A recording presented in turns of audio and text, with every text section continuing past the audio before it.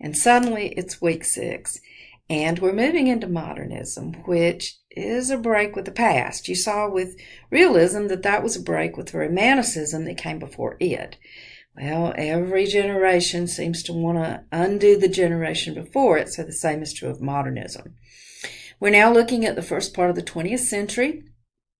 A lot of sweeping changes that had a strong effect on literature, poems, short stories, essays, drama, fiction, and also the visual arts and architecture. So it was a sweeping change.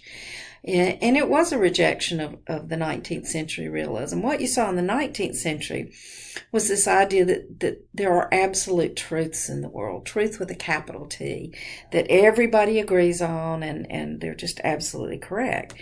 In politics, in society, in religion.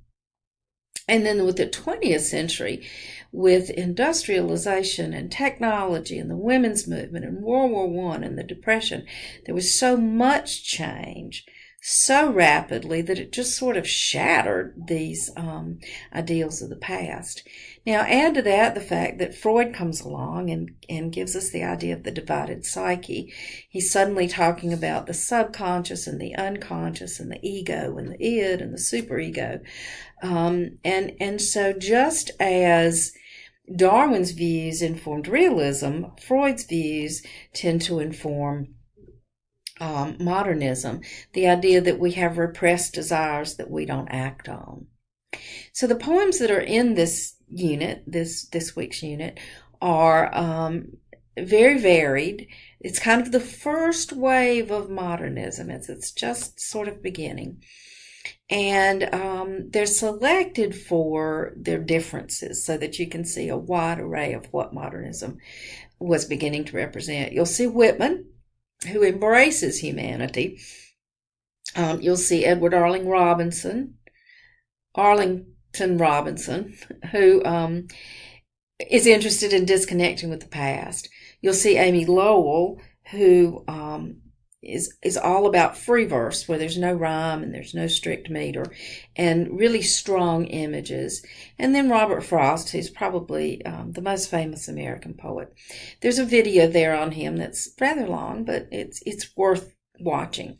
I've also posted a photograph that I didn't take. I wish I had. I tried. When I went to New England, and as you'll see, it's in Moodle, I saw these little rock walls everywhere.